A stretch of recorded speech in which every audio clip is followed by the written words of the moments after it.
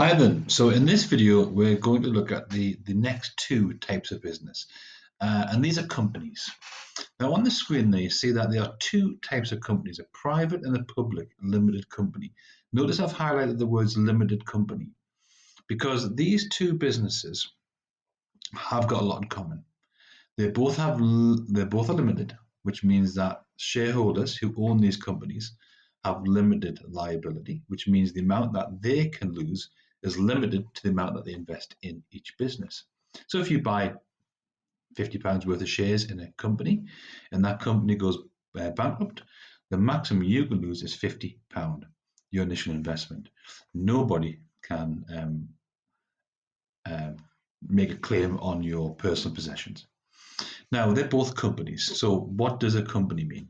Well, a company is registered, and you register a company with the registrar of companies, and you turn into a company through a process called incorporation. And when you become a company now, the owners of a company are shareholders who have this limited liability, and the company is seen as separate from its owners.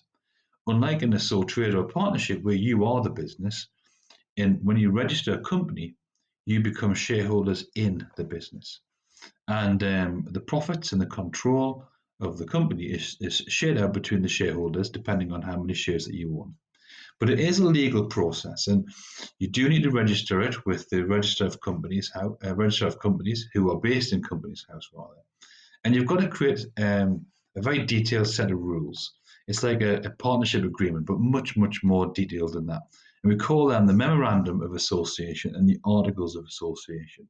Now, you don't need to know that for your exam, but what you do need to know is that it's complicated. It's more complicated to set up a company than it is simply a sole trader partnership. Now, a private limited company are the smaller of the two.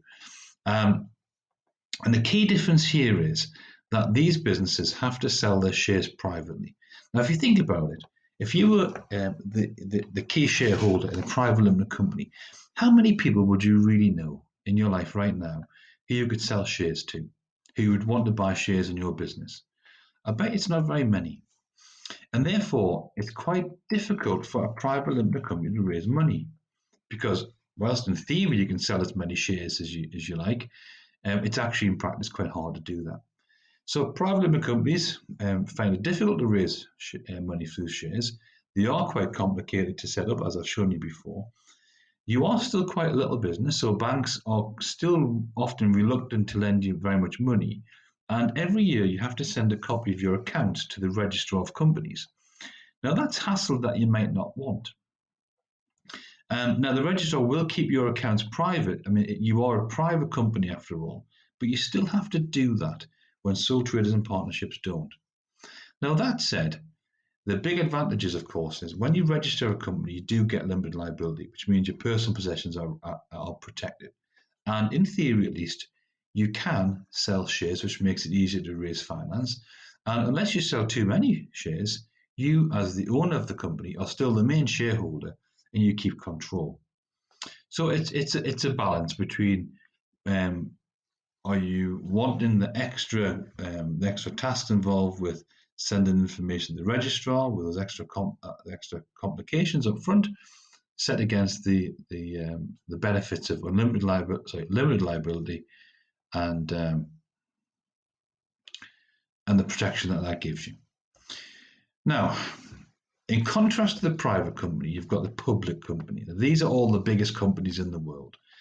And just like the private company, you've got to register them. You've got to have a memorandum and articles of association. They're complicated to set up, but you also have to be a certain size. And in this case, you've got to have £50,000 worth of share capital. Right now, that just means how much money you're putting in. This would be a tiny PLC. Most PLCs are way, way, way bigger than that. And I put some examples of PLCs on the board there.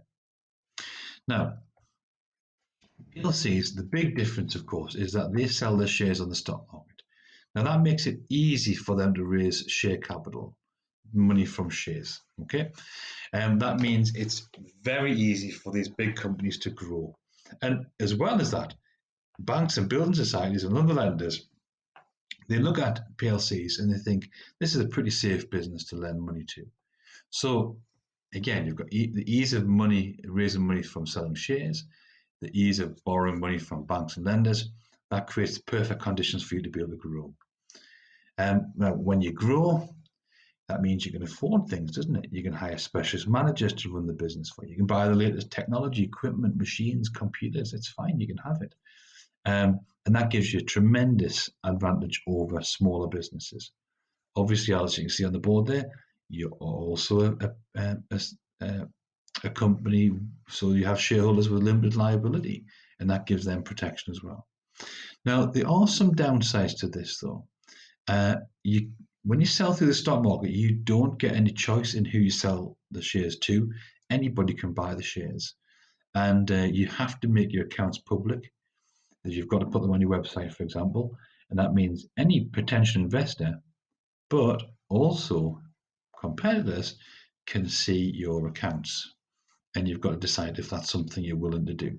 But ultimately, there's very few examples of extremely large businesses that are not PLCs. Okay, now the exam might ask you, why go from one to another? Why do businesses change? Why do you want this? Why might you start as a sole trader and become a partnership? Why would you want to become an LTD, move through? So you've got to prepare for those kind of questions. So for that first one, why might a sole trader become a partnership? Well, you might bring a partner in who has expertise and skills you don't have. Or maybe you want that partner to invest and put money into the business so that you can help your business grow. Why might a partnership become a private limited company? Well, two reasons immediately spring to mind. One, you're going to have limited liability, protection from debts, and your personal possessions are safe. And two, partnerships can have 20 people, 20 partners, but a private limited company, at least in theory, can sell as many shares as it wants. And why might a private limited company become a PLC? Well, it's all about growth and access to money, because by being a PLC, you sell your shares on the stock market, and that allows you to grow and expand and become a much more powerful, dominant business with a greater market share. Now, out of all the topics in Unit 1, this is the one with the most terms. Okay, so just be very mindful that they may just give you 2 or 3 one-mark questions on these things. A lot of those are talked about already. Let's have a look at the bottom 3.